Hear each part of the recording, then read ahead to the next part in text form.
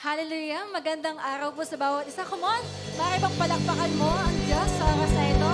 Give the best clap offering for the Lord today because He deserves it. The Lord that we're worshiping right now, He deserves our worship. Hallelujah! Hallelujah! Purihin ang Panginoon. You know, today is another day for us to worship God.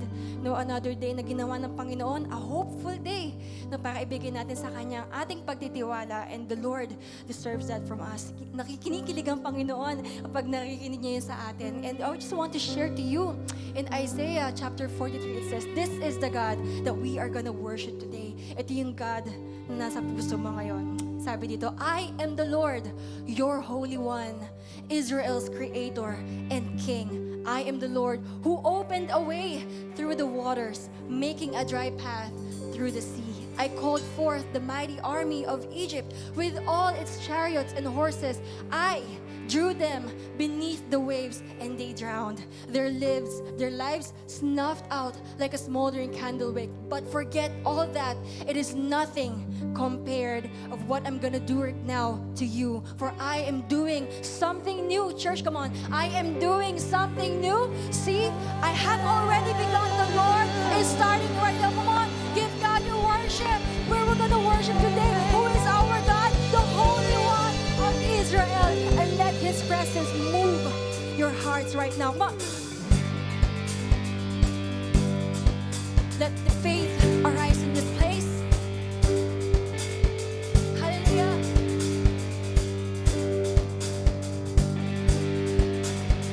Come on, people, let's sing this. Did you feel the mountains tremble? Did you hear the oceans roar? When the people rose to sing of Jesus Christ, the risen one. Come on, He is the risen one. Hey! Let's sing, did you feel? Did you feel the people tremble? Did you hear the singers roar? When the lost began to sing of Jesus Christ, the saving one. Come on, we will see that God, and we can see that God's moving a mighty river through the nations. When young and old will turn to Jesus. Come on, declare. Fling wide you heavenly gates. Prepare the way of the risen Lord. Come on, open up your hearts to God. Sing, open up the doors. Let the music play. Let the streets resound with singing. Come on, give your song to God. Songs that bring your hope, songs that bring your joy. Dancers who dance upon injustice. Come on, clap your hands. Come on. Come on, let's give God our offering of praise. We will sing. Do you feel the darkness tremble when all the saints join in one song and all the streams flow as one river to wash away our brokenness? Come on, sing it one more time. Sing, did you see? Did you see the darkness tremble when all the saints join in one song? When the lost began to sing of Jesus Christ, the saving one. We will sing, we can see that God's moving a mighty river through the nations. When young and old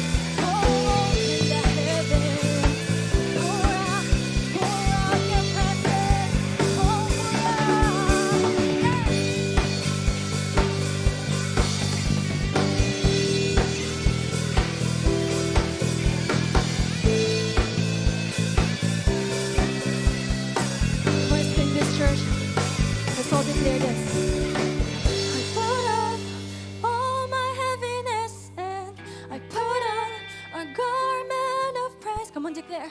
You turn my morning into dancing. You turn my night into day. Come on. I put off all my heaviness and I put on a garment of praise. Yeah. 'Cause you turn my morning into dancing. 'Cause you turn my night into day. Come on, declare. I put on, come on, all my heaviness and I put on a garment of, come on, put your garment of praise. 'Cause you turn, come on, morning into dancing.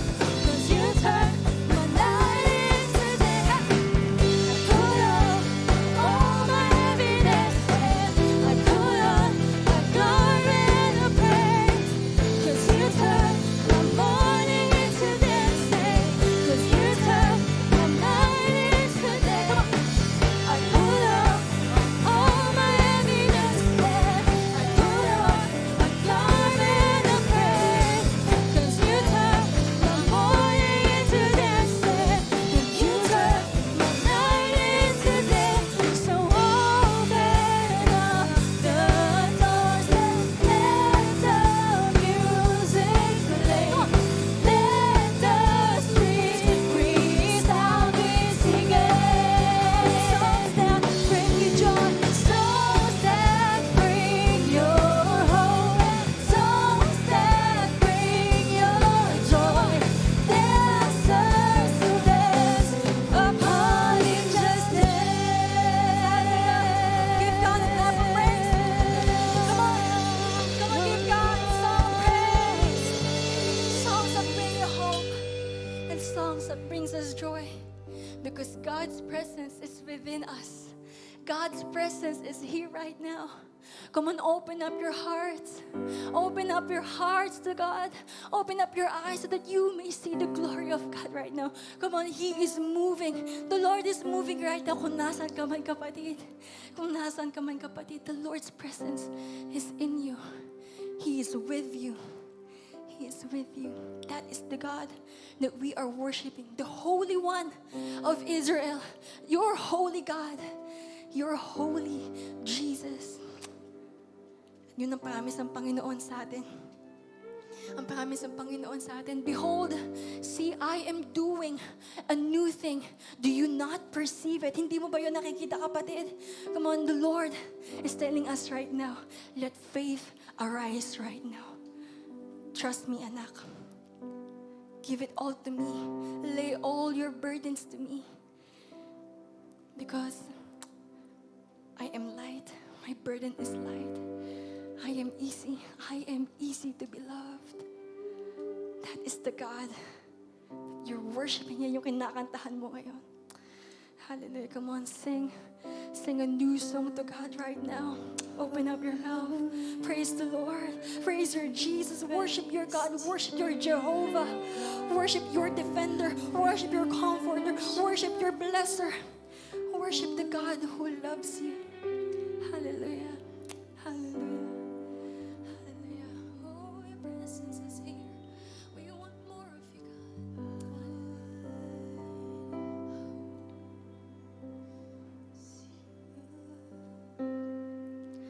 You go before. I know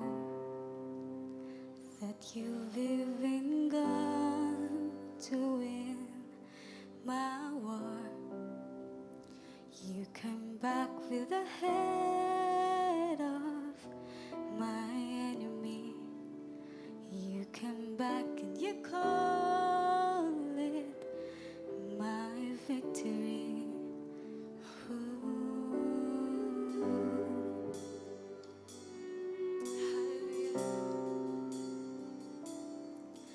You go before.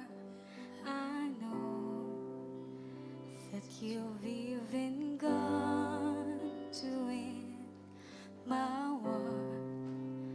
Your love becomes my greatest defense.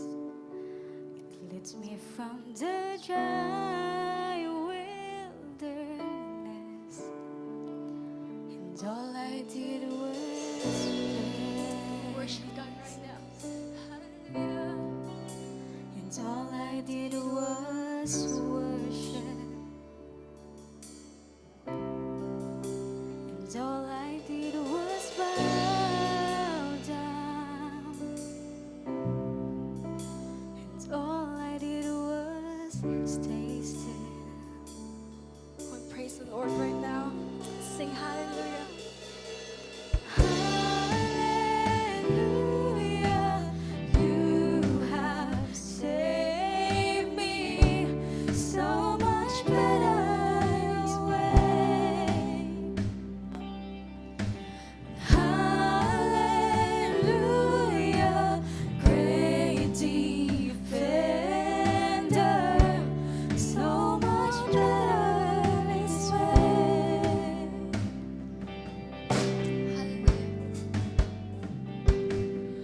You know before I do where my heart can see to find your truth.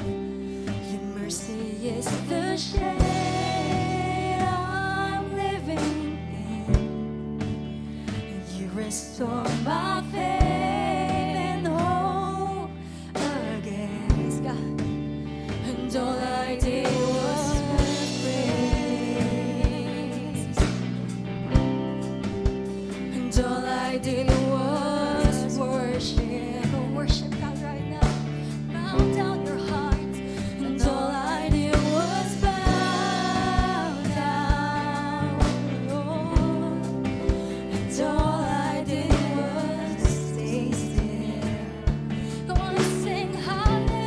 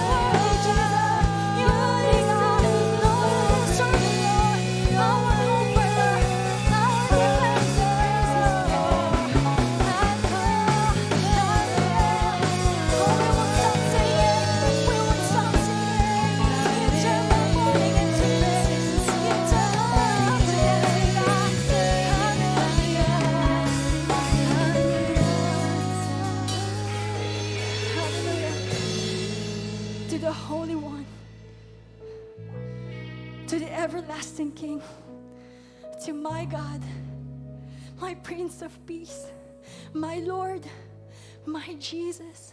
God, you deserve the worship from us. You deserve the worship from me, God, from myself, Panginoon, from my heart. Lord, we just want to give it to you. Lay it all down at the foot of your cross. Sa paanan mo, Panginoon. Sa paanan mo lahat. Lord, walang pagtitira sa amin, Lord. Lahat ng burden, lahat ng pagod. Lord, let faith arise inside of me right now, God. I just want you, God. Lord, I cannot do things just by myself. But because of your grace, God, because you are with me, because you died on the cross, God, because you love me, Jesus, I am victorious. I am your child. I am a champion. Because the God that I'm worshiping right now is a big God who is a champion. Maraming salamat, Lord. Again, God, we know that you are doing things right now that we do not see. You're moving right now. Lord, you're shaking the mountains inside of us, Panginoon.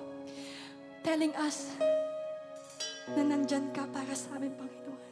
And all we need to do is to trust you and give you everything with all our might. Kahit na mahirap, Panginoon. Maraming salamat, Lord, kasi yan ang grasya mo sa amin. Nag-overflow sa sarili namin, Panginoon. Kaya naman, Lord, deserve mo ang worship. Deserve mo ang lahat. Day and night, night and day, God. Let our worship reach you, God. Just your glow, Panginoon. Just your presence, God. That's what we want, Lord Jesus. Maraming salamat, Lord. Let our eyes be amazed of your glory. Let our hearts be filled with your love. At hayaan mo, Panginoon, ang mga kamay na ito ay patuloy na sumamba sa iyo. That as we listen to your word, God, Lord, bless us. Lord, we know that you are giving us this message for us for today. Lord, we trust you. We love you. We give you glory, honor, and praises to the one who sits, to the one where we give our crowns, to the one who is the Lamb who was slain and died for us. We love you. We love you, God. We love you, Jesus. And this is our prayer with adoration and thanksgiving. In Jesus' name we pray. And everybody shout, Amen and Amen. Hallelujah. Sige, palakpakan mo ang Diyos sa oras na ito. Hallelujah. He deserves the worship from His people. Hallelujah. God bless everyone. Good day po sa ating lahat. Kamusta na po tayo? Ang aking pong panalangin na tayo pong lahat ay ligtas at tayo po pinagpala ng ating Panginoon. It's so many months now ang nakalipas po na talaga namang bawat isa po sa atin ay dumaan po sa mga challenges na po. Lalo higit ito pong ating pinagdadaanan na COVID-19, itong coronavirus na ito. I think 5 or 6 months na po na karamihan sa atin ay hindi lamang sa physical na aspect, tinamaan, and most of us are affected economically. Marami pong mga establishment, tindahan ang nagsasara. But I pray na sa lahat po ng bagay na ito, ang Diyos po ay in control pa rin. At ito po yung bagay na nais ko pong i-share po sa atin sa araw pong ito. Kaya nga pong aking dalangin na sa ating pakikinig ng salita ng Diyos, I just pray that each and every one of us will be encouraged through the Word of God.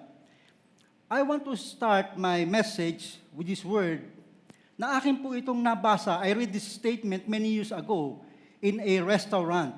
It says like this: sharp challenges are to the soul as a soaking rain to the house. Ano po ibig sabihin niya? Ano po? Hindi natin malalaman na ang isang bubong ay may butas maliban po na ang ulan ay dumating. Sabi nga, we will see it drop down here and there. Yung malalaman natin na may tulo kapag umulan lamang. And gayon din naman po spiritually, we will not know that what our standing in the Lord is until such time na may mga bagay po na dumadaan sa buhay po natin. Sabi nga po, challenges test us and prove what kind of Christians we are. And so today, as we face this pandemic, this COVID-19, alam ko po na ito po yung malaking challenges hindi lamang sa church, kundi sa atin pong pamilya at maging sa atin pong buhay. And today, I want to encourage you, I put the title, nilagyan ko po ito ng title na when challenges affect you. When challenges affects you. Alam ko po, honestly, lahat po tayo ay naapektuhan ng pandemic na ito. But today we will talk about a certain story, how Jehoshaphat, king of Judah, faced challenges, affliction, enemies, coming left and right. During those times, sa buhay po ni Jehoshaphat sa 2 Chronicles chapter 20, and I want to read it in New International Version that says like this. 2 Chronicles chapter 20 verse 1, the word of God says, after this, the Moabites and Ammonites with some of the Meunites came to wage war against Jehoshaphat. Some people came and told Jehoshaphat, a vast army is coming against you from Edom, from the other side of the Dead Sea. It is already in Hazeson Tamar, and that is in Gedi. And verse 3, it says, alarmed, Jehoshaphat resolved to inquire of the Lord, and he proclaimed a fast for all Judah. So sila po nanalangin, hinanap po nila ang mukha ng Diyos. And verse 4 says, the people of Judah came together to seek help from the Lord. Indeed, they came from every town in Judah to seek him. And verse 5, then Jehoshaphat stood up in the assembly of Judah and Jerusalem at the temple of the Lord in the front of the new courtyard and said, Lord, the God of our ancestors, are you not the God who is in heaven? You rule over all the nations or the kingdoms of the nations. Power and might are in your hand, and no one can withstand you. Verse 7, our God, did you not drive out the inhabitants of this land before your people Israel and give it forever to the descendants of Abraham your friend? Verse 8, they have lived in it and have built in it a sanctuary for your name, saying, if calamity comes upon us, whether the sword of judgment or plague or famine, we will stand in your presence before this temple that bears your name, and will cry out to you in our distress, and you will hear us and save us. Verse 10, it says like this, but now here are men from Ammon, Moab, and Mount Seir, whose territory you would not allow Israel to invade when they came from Egypt, so that they turned away from them and did not destroy them. Verse 11, see how they are repaying us by coming to drive us out of the possession you gave as an inheritance. Tingnan mo nga Diyos, Yahweh, dahil hindi mo pinasakop sa amin itong mga teritoryong ito, now they are repaying us by coming to drive us out of the possession you gave us as an inheritance. Verse 12, our God, will you not judge them? For we have no power to face this vast army that is attacking us. And Jehoshaphat says, we do not know what to do, but our eyes are on you. Verse 13, all the men of Judah with their wives and children and little ones stood there before the Lord. Then the Spirit of the Lord came on Jahasiel, son of Zechariah, and the son of Benaiah, the son of Jael, the son of Mataniah, a Levite and descendant of Asaph, as he stood in the assembly. Verse 15, he said, listen, this is now the prophet talking. Listen, King Jehoshaphat, and all who live in Judah and Jerusalem. This is what the Lord says to you. Do not be afraid or discouraged because of this vast army, for the battle is not yours, but God's. Verse 16, tomorrow march down against them. They will be climbing up by the pass of Cis, and you will find them at the end of the gorge in the desert of Jeruel. And last verse, you will not have to fight this battle. Take up your position, stand firm, and see the deliverance the Lord will give you. Judah and Jerusalem, do not be afraid, do not be discouraged. Go out to face them tomorrow, and the Lord will be with you. Can we bow down our heads and let us pray? Father, in the name of Jesus Christ, we pray today. You saw the challenges each and every one of us are facing right now. Father, in Jesus' name we pray, let your word be an encouragement to each and every one who listen to this word. Lord, just use me to be a mouthpiece of your message today. Touch every heart, Lord. Touch every home. Touch every people who need your word today, Lord. Salamat po sapagkat alam po namin na kapag kami lumalapit sa inyo, wala po ni isa na kayo ay nagtataboy. Wala pong isa na kayo ay itinataboy. Salamat po, Panginoon, we pray that the anointing of the Spirit be upon your word today, Lord, as we listen. We give you all the glory, honor, and praise. This is our prayer in Jesus' name. And everybody say, amen and amen. Again, this is God's word. Ang sabi ng last verse sa 17, you will not have to fight this battle. Medyo, ito po ay nakaka-encourage. Kaya lang, as a human being, honestly, we are all affected by these challenges. Di po ba? I want to give some introduction bago po tayo pumunta sa chapter 20. Because the first verse in 2 Chronicles chapter 20 says, after this. This word is important. Po? And ang sabi rito, after this, bago ang paglusob na ito ng mga Moabites, Ammonites, and Meunites, tingnan po natin ano ba yung scenery. The word after this ay mahalaga sa chapter 20. Kaya pupunta muna tayo sa introduction. It is an introduction to chapter 20. The scenery before this story. Ano ba yung nangyari bago sila lusubin ng mga Ammonites, Meunites, and Moabites? We can see in chapter 18 and chapter 19 that in chapter 18, Jehoshaphat make a decision to make an ally with King Ahab sa chapter 18. Verse 1, nakikita po natin yan. Ang kanyang mga kamag-anak ay ipinaasawa niya sa hari ng Israel, which is King Ahab. Which King Ahab, the Bible declares that he is a wicked king. And in chapter 18, verse 7, we can see that there is a prophet. Ang sabi kasi ni Jehoshaphat, nang siya nakipag-allied kay King Ahab, meron tayong lulusubin. Ang sabi ni King Jehoshaphat, King Ahab, pwede bang let's inquire of the prophet of the Lord? And actually, if we will read 2 Chronicles chapter 18, we will find out that there are 400 prophets na in-inquire po ni King Ahab at ni King Jehoshaphat. Pero, ang sabi ni King Jehoshaphat, wala na ba?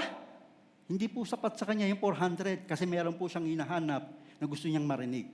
And chapter 18 verse 7 says, there comes Micaiah, son of Imlah. Pero ang sabi po, kung babasahin natin yung chapter 18, sabi ni King Ahab, ayokong marinig siya kasi wala siyang sinasabing positive. Puro against sa aking kaharian. Pero ang sabi ni King Jehoshaphat, no, hindi mo dapat sinasabi yan. Read it in 2 Chronicles chapter 18, verse 7 and verse 8. So ang sabi ni Imlah, ni Micaiah, King Ahab, huwag kayong lumusob, mamamatay ka. Surely, you will die. Pero hindi po nakinig si King Ahab. At mababasa natin sa 2 Chronicles chapter 18, verse 34, that King Ahab killed in a battle. So kaya pagdating po sa chapter 19, verse 1, mababasa po natin doon na after King Ahab died and killed in a battle, hindi siya nakinig sa propeta ng Diyos. Kaya ito namang si King Jehoshaphat ay umuwi sa Judah. And verse 1 said, nung siya'y bumalik, siya ay medyo nahimasmasan. Hindi kami nakinig sa sinasabi ni Yahweh. Kaya naman pagdating po sa chapter na ito, inisa-isa niya ang kanyang kaharian. Siya ay nag-appoint ng mga judges. Kung mabasahin natin yung 2 Chronicles chapter 19, siya ay nag-appoint ng judges, siya ay nag-appoint ng mga overseer, at ang bilin niya, kabilin-bilinin niya, carefully obey the word of the Lord. Kaya kung mapapansin po natin sa mga verses na ito ng chapter 19, inayos. So makikita natin sa time na ito, sa scenery na ito, pagdating doon sa chapter 20 ng 2 Chronicles, ang kaharian ni King Jehoshaphat ay okay. Walang problema. They are in a momentum na ang kanyang kaharian ay lumawak pa. Pero ang sabi ng verse 1, after this, meaning to say, hindi po nakapag-prepare si Jehoshaphat. Ang sabi, the Moabites, Ammonites, with some of the Meunites came to wage war against Jehoshaphat. Kung makikita po natin ito sa salita ng Diyos, ang sabi po dyan, tingnan niyo po yung verse 2.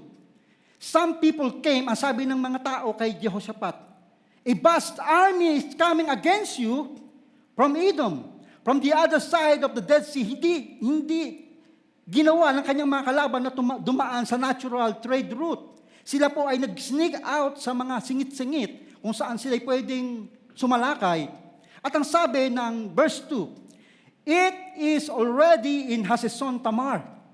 Hey, King Jehoshaphat, they are already miles away.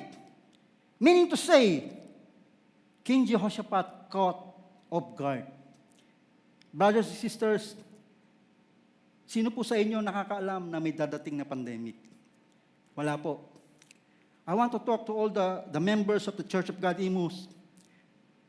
Di ho ba nag-loan tayo? Pinaganda yung church, pinalaki. Pero wala hong tao sa church ngayon. Meaning to say, all of us was caught off guard by this pandemic. So ang sabi rito, hey King Jehoshaphat, it is already in Hazeson Tamar. Malapit na sila. At kung titingnan po natin ito sa mapa, here is Judah, and here is Moab, the Ammonites, the Meunites, and all at the same time, they are attacking the kingdom of King Jehoshaphat, Judah. So brothers and sisters, I have a question here. When the battle is bigger than us, what should we do? Kahit gaano po tayo kalakas, kapag mas malaki ang challenges, ano po gagawin po natin? Sabi ko nga, challenges, problems comes our way. We understand that. But if the size of challenges is so overwhelming, when the battle or challenges is bigger than us, what should we do? At yun po yung gusto ko pong i-share sa umagang ito, sa istoryang ito ng 2 Chronicles chapter 20. Ay nilagyan ko po siya ng title, When Challenges Affects You. Ewan ko po kung mayroong isang tao na nakikinig sa akin ngayon makakapagsabi, Pastor, I am not affected. I don't think so. Hindi ka nga makalabas ng bahay Dati nga panay ang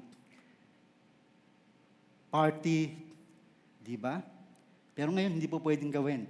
Even the church, no church gathering. Kaya nilagyan ko po siya ng title, When Challenges Affects You. Ano po ang gagawin po natin? If we are honest, we can say, this pandemic affect us in some way, whether negative or positive.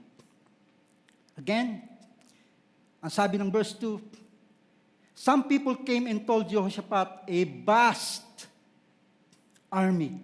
Ang ibig sabihin po ng word na vast ay gigantic, huge, massive. Meron ho bang country ngayon na hindi po naapektuhan itong pandemic na ito? Ang sabi po ng news, almost every country was affected by this pandemic. And, ang sabi ng verse 3, because of this vast army, verse 3 says, alarm. The word alarm means panic, worried, frightened. May mga nagme-message po sa akin na kapatiran, Pastor, kailan ho kaya matatapos ang COVID-19 na ito? Wala na ho laman ang aming bigasan. Siyempre, nagwo-worried na po tayo. Natatakot na po tayo. Gawin din po si Jehoshaphat. Dahil siya ay na-caught off guard, hindi po siya ready. Kapag na-experience natin ang mga bagay na ito po yung gusto ko pong unahin po natin. Ano ba yung una natin gagawin? Of course, sabi nila, what we need to do first is we need to pray. When challenges affects you, we need to pray. At ginagawa naman po natin yon. Kaya nga po sa ating every home, bawat tahanan po natin, tayo po ay nanalangin. Mayroong 8 o'clock na prayer. When challenges affects us, of course, we need to pray. We need to talk to God. But ito rin po yung gusto ko pong gamitin na acronym para sa atin sa araw na ito. If we will look at the verse in 2 Chronicles chapter 20, ang sabi po dyan, alarmed, worried, nagpapanik si Jehoshaphat, resolved to inquire of the Lord, and he proclaimed a fast. Nagpasting sila. Sila po nanalangin. So ang kauna-unahang ginawa ni Jehoshaphat, as he prayed, and as the nation of Judah prayed to the Lord, this is the first point I want to share. Brothers and sisters, we need to place our trust in God. Placing our trust in God is important. Kaya nga po tayo ay tumatawag sa Diyos. Ibig sabihin, sinasabi po natin, Lord, kailangan po namin ng tulong niyo. Pero bakit ba? Kasi may binanggit po rito sa 2 Chronicles chapter 20, sabi nga ng verse 11, sabi ni King Jehoshaphat, see how they are repaying us by coming to drive us out of the possession you gave us as an inheritance. Sabi niya, our God, will you not judge them? For we have no power to face this vast army that is attacking us. We do not know what to do, but our eyes are on you. Sinasabi po rito ni King Jehoshaphat, Diyos, tingnan mo, pinagbabayaran namin kasi hindi mo pina-invade yung territory ng Moab, yung mga Moabites, Ammonites, and Meunites. Pwede naman. Pero ang sabi ng Diyos, don't invade them. Bakit po? Ang alam ko lang, may purpose po kasi. So sabi ni King Jehoshaphat, but now here are men from Ammon, Moab, and Mount Seir, whose territory you would not allow Israel to invade. When they came from Egypt, so they turned away from them and did not destroy them. Kaya nung sila'y nasa Egypt, nadaanan nila itong mga lugar na ito, hindi po nila invade kasi sabi ni Lord, I would not allow you to invade them. Bakit po kaya? Kasi darating ang 2 Chronicles chapter 20, and God need to test the faith of the kingdom of Judah. Sabi nga rito, sa question na ito, why God does not allow Israel to invade them? There's a purpose. Later in 2 Chronicles, alam ng Diyos, Jehoshaphat needs to stand and come to me. And the kingdom of Judah need to seek me and pray para hindi nila ako makalimutan. Mapapansin po natin, sabi ng Isaiah chapter 46, isa po ito sa mga favorite verse ko, kaya lagi ko po siyang isinasama sa aking preaching.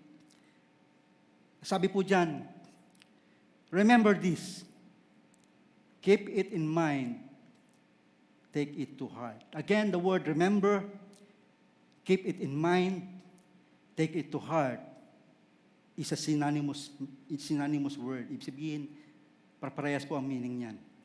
Bakit po nilagay yan sa Biblia? Sabi ng verse 9, remember the former things, those of long ago. Ano ba yon? Na gusto ng Diyos na huwag nating kalimutan. That I am God, and there is no other. Kapatid, wala ka ng bigas sa palabigasan. God is telling you, I am God, and there is no other. I am God, and there is none like me. Pero bakit nga po nangyari yung pandemic? Lord, wait lang po, i-share ko po sa inyo. Sabi ng verse 10, I make known the end from the beginning, from ancient times, what is still to come. Alam niyo po, noong 1912, may Spanish flu. The news says, ang namatay at naapektuhan ay 50 million. Ba't nangyari yun during their time? Hindi po natin alam. Ang sinasabi lang ni Biblia, may purpose. Ang sabi niya rito, I say my purpose will stand and I will do all that I please. May mga nakikita po akong pastor na ipinapanalangin po, in Jesus' name, pandemic, lumayas ka na. Pero bakit nananatili pa rin po? Why God does allow this pandemic? Meron nga pong isang, nabasa po ako sa Facebook, parang tinutuya yung mga pastor. Kasi nililehens nila yung monitor, at dinadalangin nila, pandemic, in Jesus' name, lumayas ka na. Pero bakit daw nandiyan pa rin? I believe, brothers and sisters, this pandemic will only be gone if its purpose is met. Kaya po hinayaan, inalaw ni Lord, katulad ni King Jehoshaphat. Bakit, sabi ni Jehoshaphat, bakit hindi mo hinayaan i-invade namin yung Ammonites, Meunites, Moabites? Because in 2 Chronicles chapter 20, Jehoshaphat, when you experience that, you will place your trust in me. Baka ho kasi yung ating trust ay nakalagay na lamang sa material na bagay. Again, I believe this pandemic will be gone if the purpose is already met. Kapatid, baka ang purpose ay para lumuhod ka. Wala ka kasing time puro ka sa labas Kaya sabi ni Lord, doon ka sa loob ng bahay. Baka kasi wala kang time mag-pray. It's time now na manalangin. Niyo po?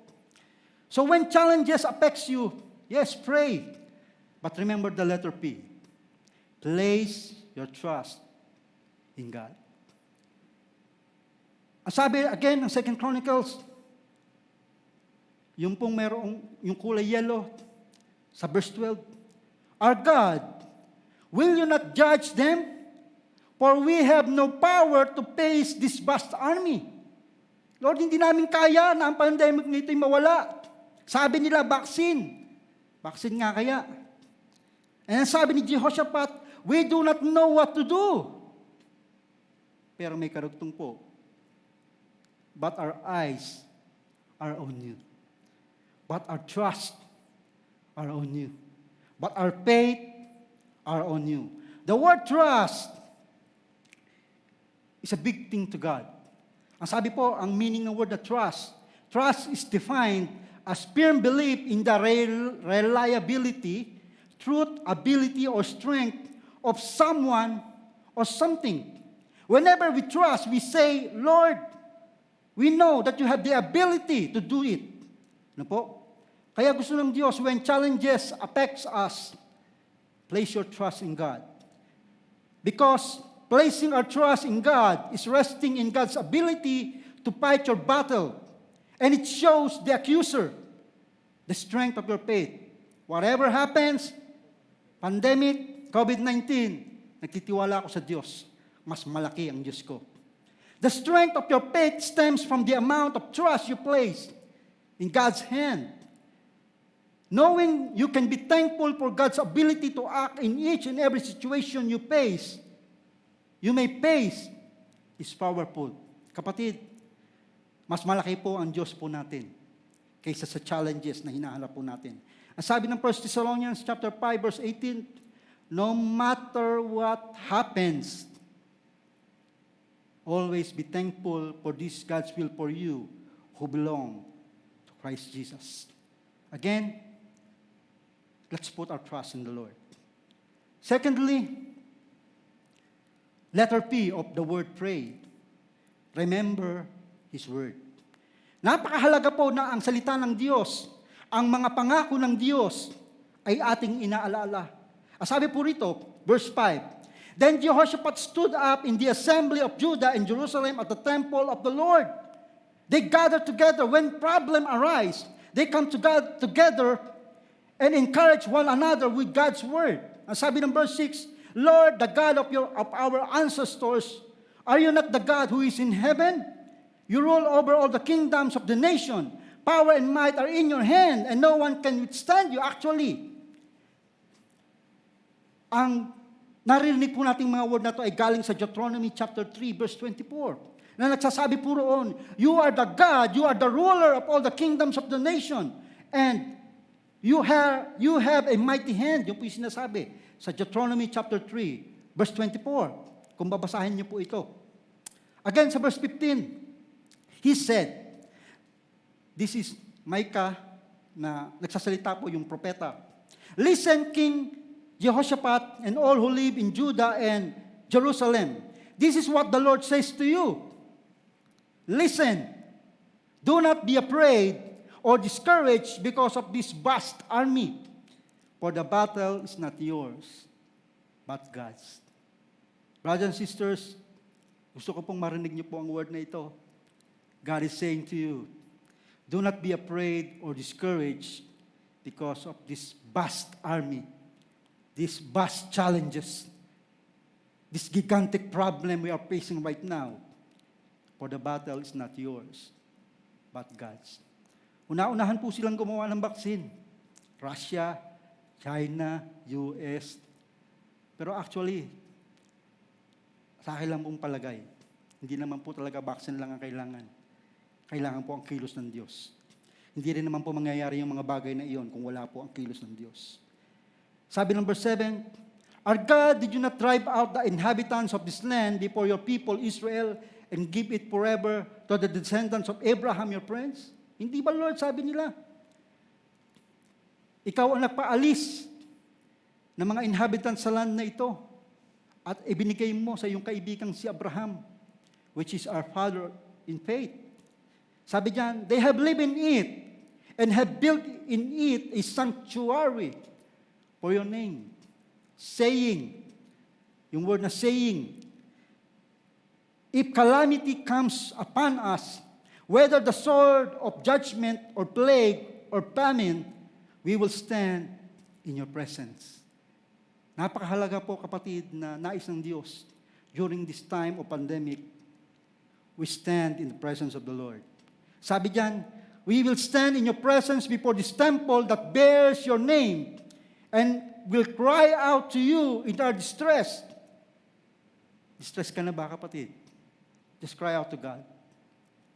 And you will hear us and save us. Napakaganda pong word ng Panginoon. So remember His word. Remain encouraged through God's word. Remember that God's word is as sovereign as He is. Yung binasa natin kanina sa Isaiah 43, ang sabi niya, I am God. There is no other.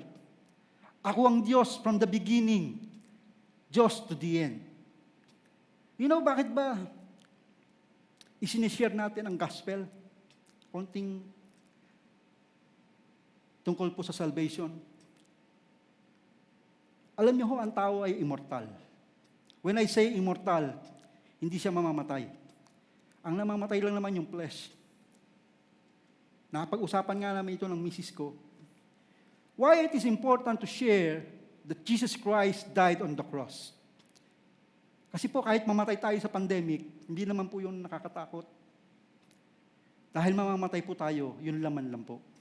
Ang nakakatakot kung saan pupunta yung ating kaluluwa at forever.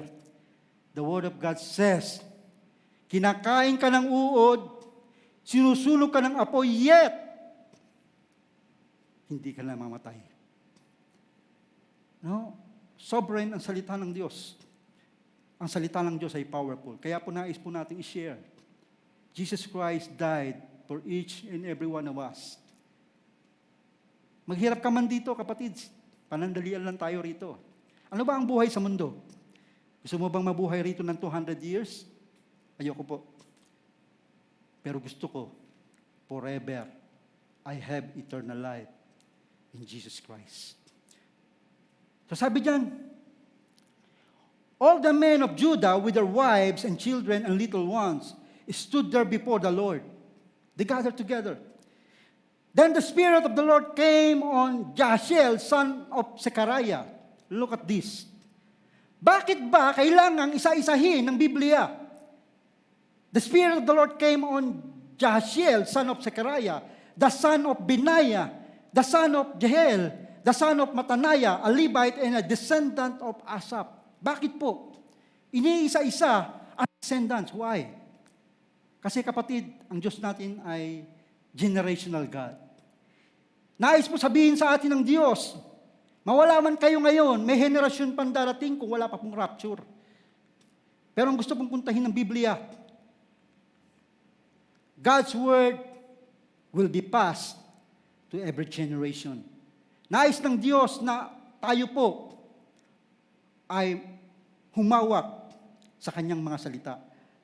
Tandaan ang kanyang mga salita. Again, I repeat this word. Remember this. Keep it in mind. Take it to heart. Ano yung ilalagay sa puso? Itatatak sa isipan.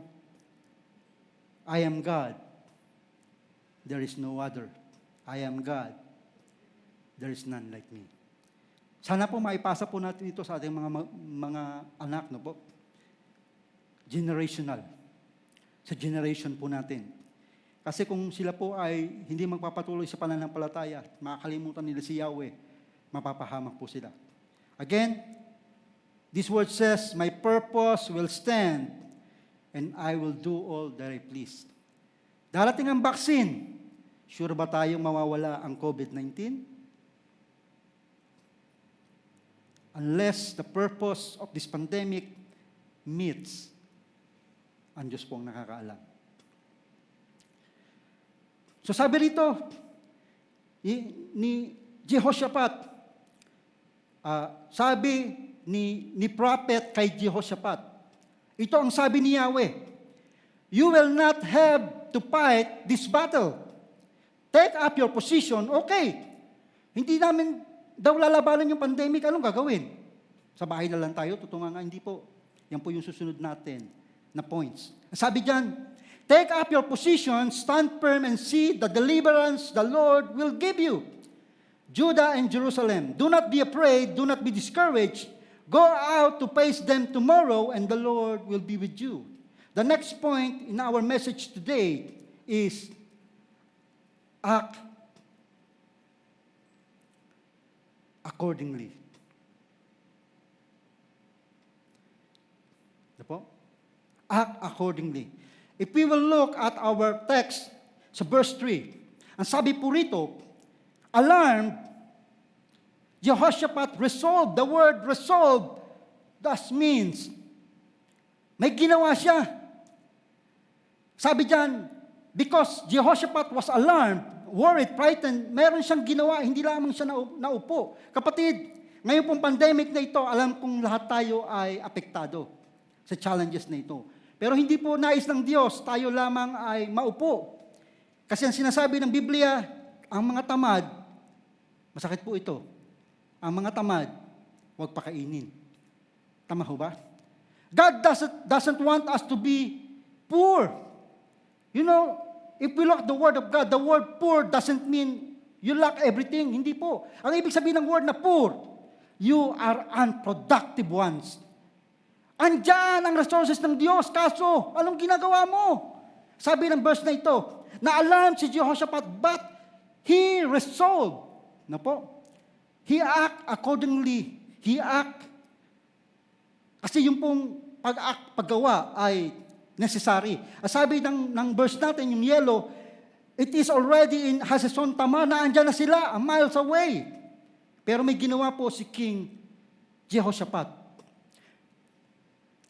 Sabi dito, tayo ba ay naka-experience ng humarap sa challenges?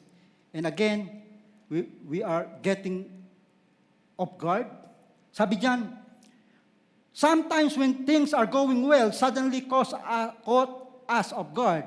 Or when we don't have time to strategize. Ito po kasi nangyari kay King Jehoshaphat. Biglaan, andyan na sila, miles away. At nagulat po si Jehoshaphat, hindi siya nakapag-prepare. Sabi diyan, when we don't have time to strategize, when we don't have time to build forces for defense, when we don't have time to rethink to the occasion's event, and it's coming now. Even our church. Di ba kaya tayo nag-loan ng 2.5 million, pagandahin yung church, palakihin. Kung alam ho natin magkakaroon ng pandemic, ang church ngayon ay walang tao. Ang ganda-ganda. We are caught off guard. Pero tayo ba ay upo na lamang? No! May bill po na babayaran pa rin. Ano po? Ano po gusto ko pong sabihin?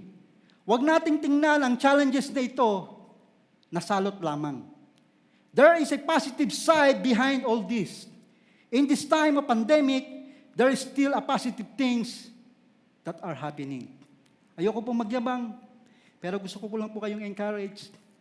Alam niyo ho, ngayong pandemic ako nakabili ng 29 inches TV. Nung pandemic pa. Ano po, ang point ko po, sometimes, kahit may problema, gusto po ng Diyos na kumilos lang tayo ng tama. Sabi nga rito, proper actions are necessary. We have to do something. Sabi nga sa word na ito, there is something in surprise, or there is something in surprise challenges that will drive you into the presence of God. Totoo po. Kasi kapag nakakapag-isip ka, gagawa ka pa ng solusyon, pero kapag wala na, you are caught by surprise. Saan ka pupunta? Tatakbo ka kay Lord. Lord, di ko alam ang gagawin ko.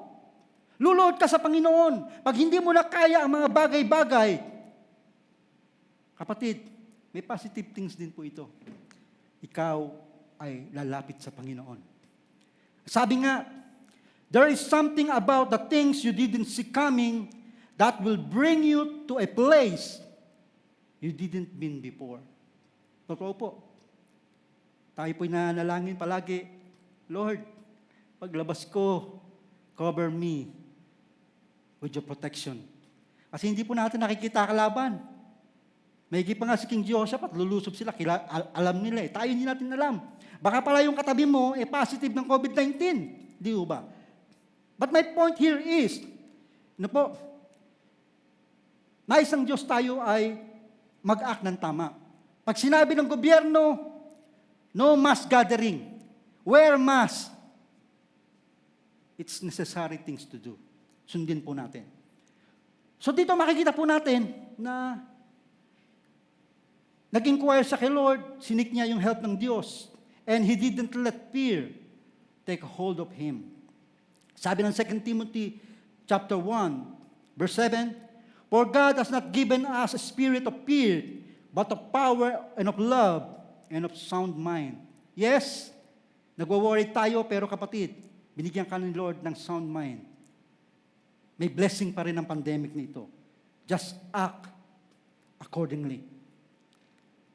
Because proper actions are necessary. Don't let unresolved issues piled up. Patong-patong. Kapatid, wala po kami mapagkukunan ngayon eh. Hindi ako naniniwalang wala. Meron. God gave us a mind to think. Don't let fear take a grip on you.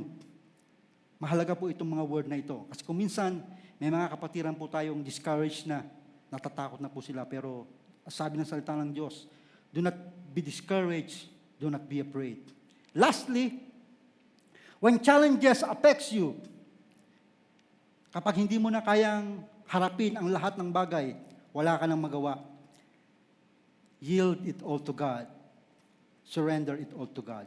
Ang sabi ng verse na ito, ng 2 Chronicles chapter 20, if calamity comes upon us, whether the sword of judgment or plague or famine, we will stand in your presence before this temple that bears your name, and we will cry out to you in our distress, and you will hear us and save us. Lapit po tayo sa Panginoon. Surrender natin kay Lord. Kaya nga sabi niya, ito po yung problema, Lord. They are coming to invade us. Because you allowed that to invade us. Hindi mo kasi nayaan sila'y mamatay noong kami lumulusob. Kasi Lord, inalaw mo yung pandemic eh. Pero may dahilan po yun. May purpose po yun. Kaya ang sabi ng verse 12, Our God, will you not judge them? For we have no power to face this vast army that is attacking us. We do not know what to do. Ikaw ba ay naandoon na sa ganong kalalagayan? Pastor, wala na po eh.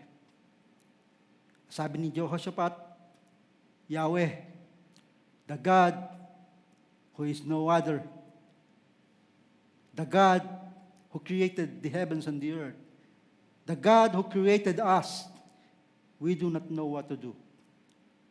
At sabi niya, but our eyes are on you. Let's surrender to God. Let's yield it all to God. Sabi rito, yielding it all to God is surrendering, acknowledging our limitation and dire need of God.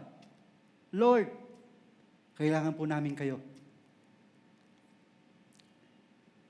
Today, we are in the middle of a great challenges we didn't expect or anticipated. Kung titingnan nga po natin yung news, no po, this is not a pretty good picture. Ang sabi ng news, ito po yung August 18, 21.8 million have been affected by this coronavirus. And death is 773,000. Worldwide po ito.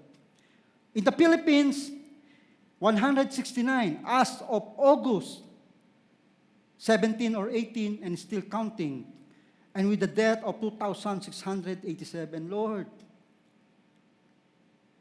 we do not know what to do.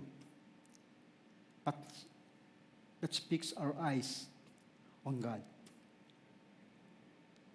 Sabi ng 2 Chronicles chapter 20 verse 29, after all the things Jehoshaphat did, the fear of God came on all the surrounding kingdoms when they heard how the Lord had fought against the enemies of Israel. So ibig ko po sabihin, ang ending, si King Jehoshaphat at ang kingdom ng Judah ay victorious, successful.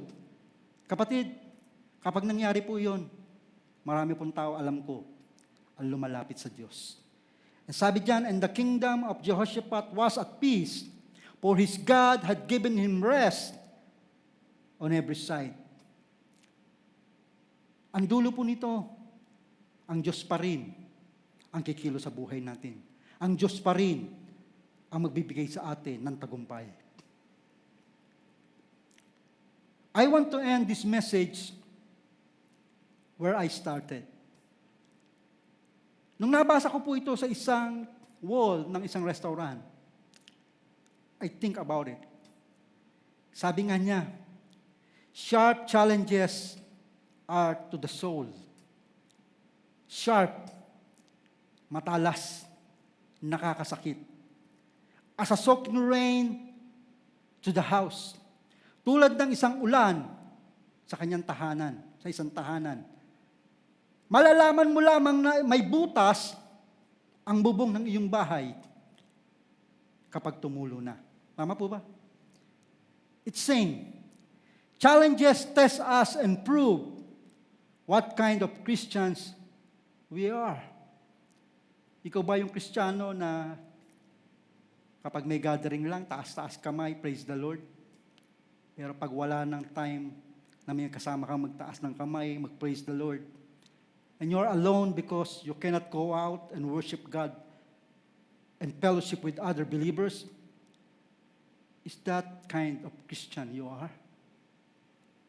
All of us goes through these challenges to test us and prove what kind of Christians we are.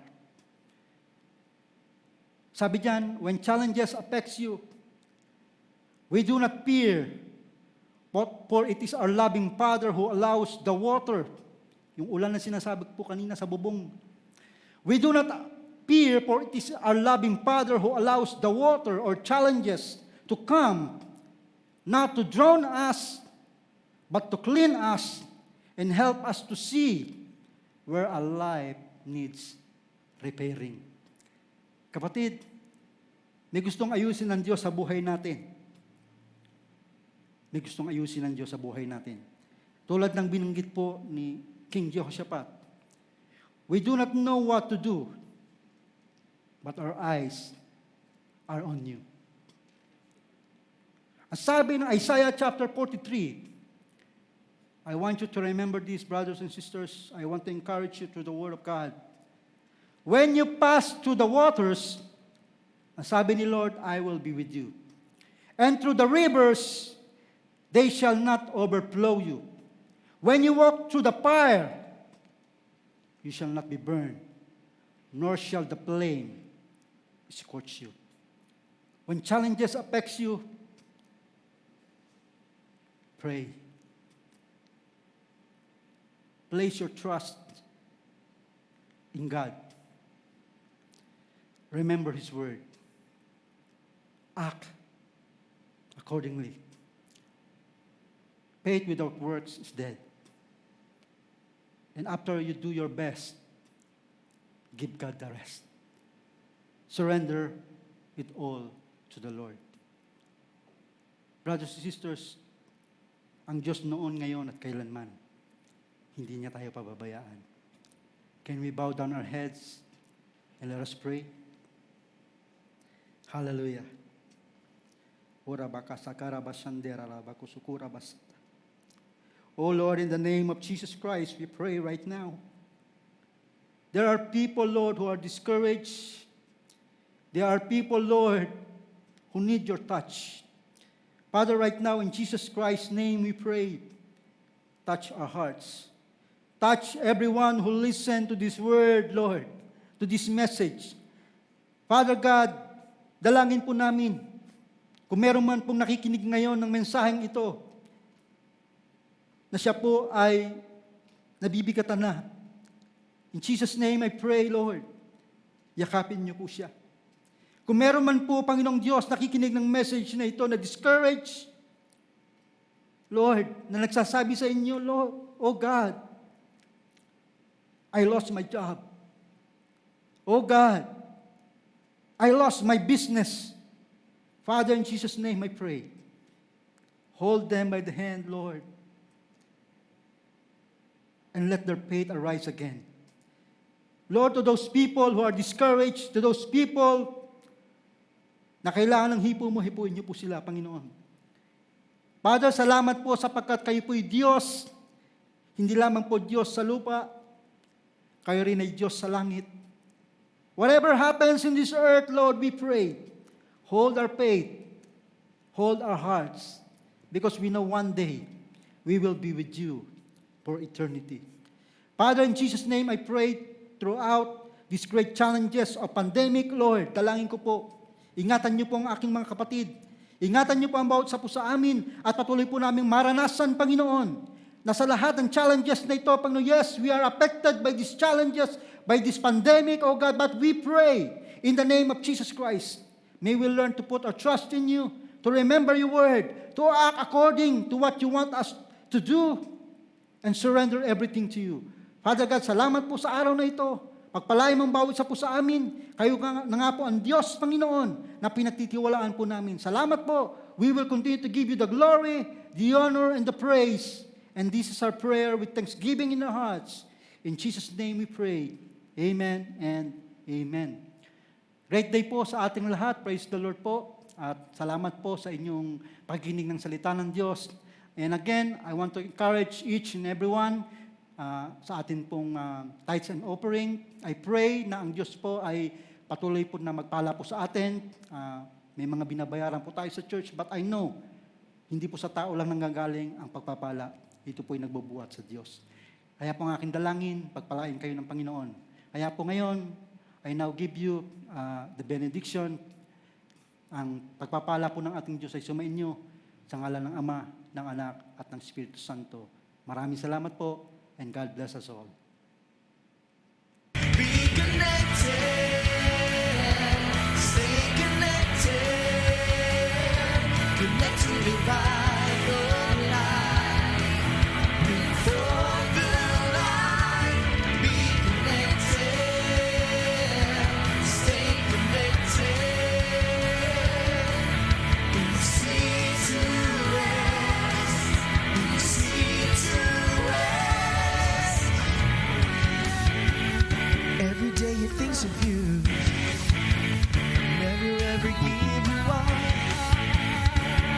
if you're still in the dark, made a way to read